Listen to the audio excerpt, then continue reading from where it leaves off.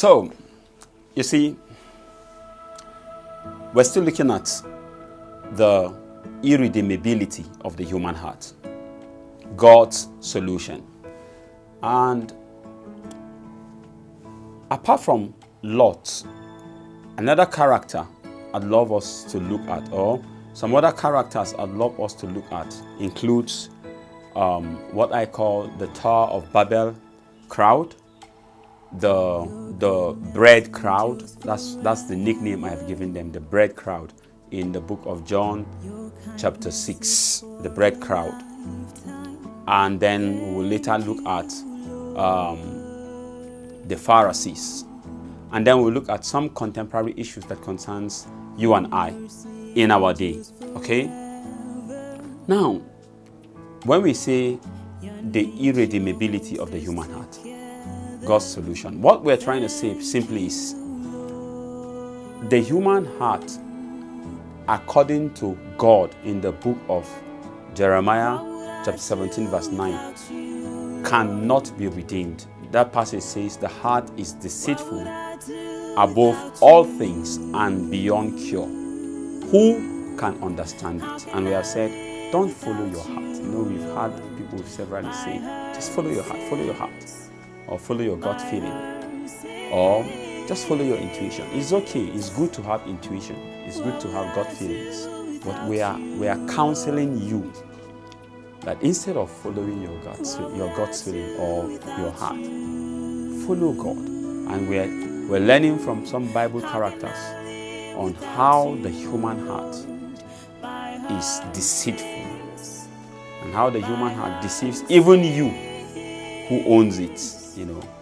So going on, let's look at the Tower of Babel crowd, or the people at the Tower of Babel. Now this story is found in the book of Genesis chapter 11. If you read verse 1 to 9, Genesis chapter 11 verse 1 to 9. What happened? Simply, it was a group of people who came together. They united, which is a good thing. It is a good thing to be united. But the basis of their unity exposes something about the human heart that I'd like us to learn from. You know, what is that thing? Or what are those things? Two basic things actually. One, they said to themselves, come. They called to themselves, say, come, let us build, which is a good thing. They said to themselves, to one another, come. And they had one language that time. So they said, come, let us build. But the problem here is this. For who? For ourselves. There lies the problem. Let us build for ourselves. Let us build for ourselves. Now, that's one major issue. That's one major problem with the human heart. The human heart does not, cannot, will never build for anyone else, not even God. It always will seek to do even good things, but for selfish reason. It says, let us build for ourselves. So that's the that's the problem of the human heart. It says, let us build for ourselves, not for God who made us. But that's not just the challenge. What are they building? They were building a tower to reach heaven. It is a deliberate affront towards God. It's an arrogant, antagonism, so to say. As if to say, even though we are humans, we are capable of reaching where God is seated. It's not only Him that should sit in the highest heavens. Come, let us build for ourselves a tower, a house that will reach heaven. They didn't just stop there. They said, so that we will become famous, to make a name for ourselves. That is one problem of the human heart. The human heart is terminally selfish. The human heart is dangerously selfish. He says, let us build a tower for ourselves and make a name, a tower that will reach God. Let's compete with God. Let's prove to God that we too can build and we can sit on the same table with Him. We can sit at the same table with Him. Let us build and make a name for ourselves. Then God looked down from heaven and quickly came down and scattered them. Because according to the Bible, God was speaking. He said, I will not share my glory with any man. God is the builder and maker of everything and everyone. And any other thing that competes or tries to antagonize that is like a direct affront on God. And this was what their hearts was leading them to do, to make a name. Not to glorify God, who gives the wisdom, who gives the ability to build, but to make a name for themselves. And how else will they better make a name for themselves than to reach God in heaven? Another group of people I'd love us to look at again is the group of people I call the John 6 crowd or the bread crowd. In John 6, if you look at from verse 1, if you have time, please try and read John 6 from verse 1 to 71, if you can.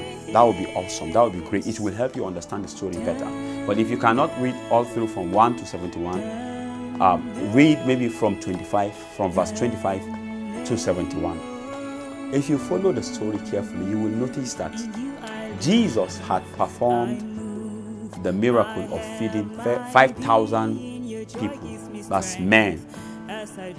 If you add women, the number might be more than that. And he had left that vicinity and gone to a different vicinity. He had to cross a lake, and he needed to leave to maybe get some time for himself or rest or something, just to get away from the crowd. But some among the crowd followed him. They went round looking for Jesus. They went around looking for Jesus. And they came to the place where he was and found him.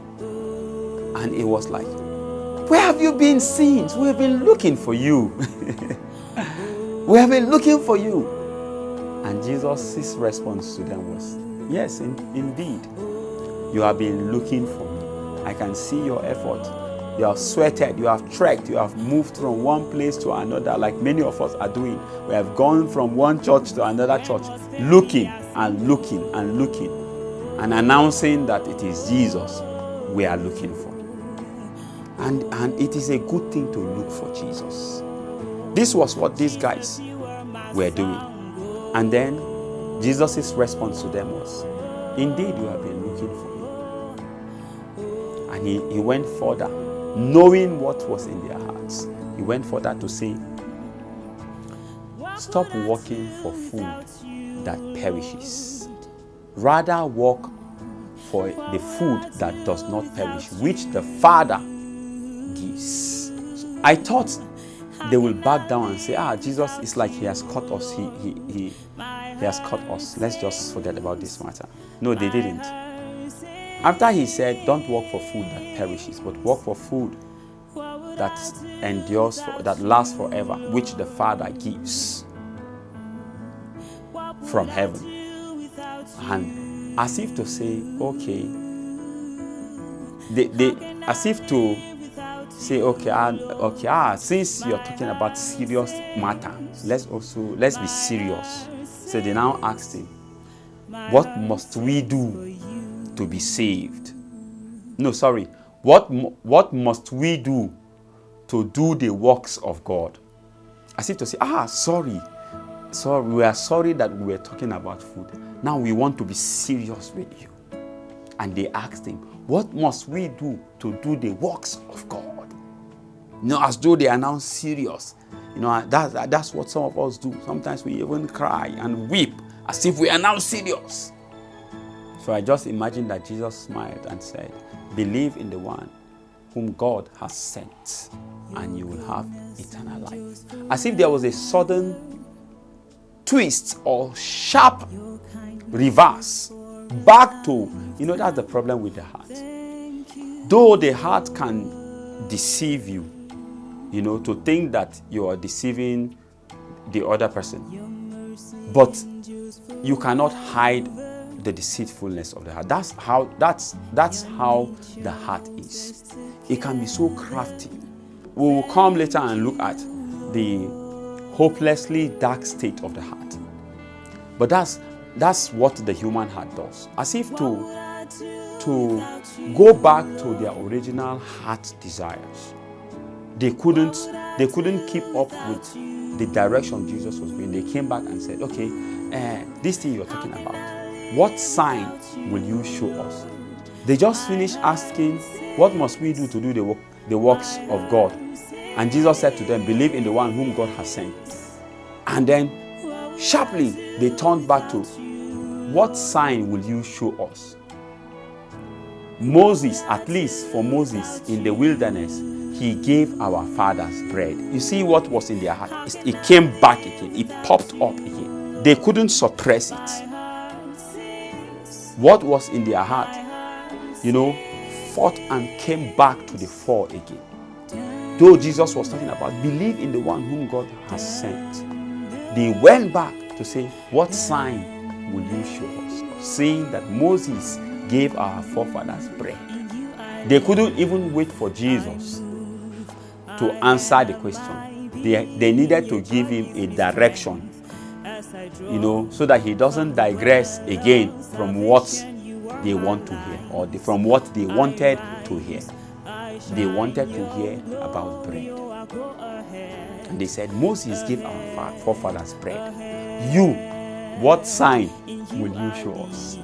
And Jesus said to them, it wasn't Moses that gave your forefathers bread. It was God from heaven. It was my Father from heaven that gave bread in the wilderness. And if you believe him, you will receive the bread of life, which is given from heaven, from above. And they said, and he said to them, and if you receive this bread, if you eat of this bread, you will never hunger again. And they said, give us this bread. Always give us this bread. Give us this bread. Give us this bread. And Jesus said to them, I am the bread of life. I am the bread of life. Anyone who comes after me must eat my flesh and drink my blood. They became offended. They became angry.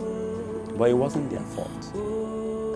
We are discussing this just to portray the deceitfulness of the human heart, the irredeemability of the human heart, how hopelessly dark the human heart is, a puzzle no one can figure out.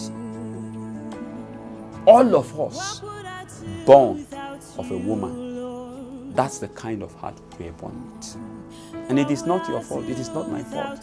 I don't even want to blame Adam, but we're born with a naturally, hopelessly dark, deceitful heart above all things and beyond cure. These people got so deceived by their own hearts to the point that they thought that they could deceive even Jesus. And they insisted on it. They thought they could deceive even Jesus, who sees all things, who sees through everything. That's the human heart for you. They said, give us this bread, give us this bread. They said to him, what must we do to do the works? They wanted to do the works of God. And they were asking Jesus, what must we do? What? We want to walk the walk of God. I want to be a preacher. I want to be this, I want to be this in the house of God. I want to do the service of God. For what? Is it really the service of God? Or is it the service of self for bread? And if God does not help you, if God does not help us, that's how we'll be walking about. We'll even be walking in church and doing wonderful, wonderful religious things. And sometimes the heart can so deceive you that you will even still be thinking that it is God's service you are doing. Even though somewhere deep in your heart, you know that it is a lie. But the heart has mastered the art of deceiving us to the point that even when we are deceived, we believe our deception. That's the problem of the heart. That's why God looked at it and says, this heart is deceitful above all things and beyond cure. It is beyond cure. It cannot be cured. That's how the natural human heart is. You know, insincerity is the natural tendency of the natural human heart. Sadly, it still wants to be viewed and accepted as sincere. That's the twists. That's the twist of the heart we inherited. You and I inherited from Adam. Are you still going to continue to follow your heart? And this is the whole emphasis of this series, this discussion. The heart is deceitful. It is beyond cure. It is beyond cure. Nobody can understand that. You cannot understand it. Me like this, I cannot understand that. Particularly the natural human heart. Only God does. Why don't you give him a chance to x-ray your heart and let you see you for you? The sooner, the better. In the glorious, if you like.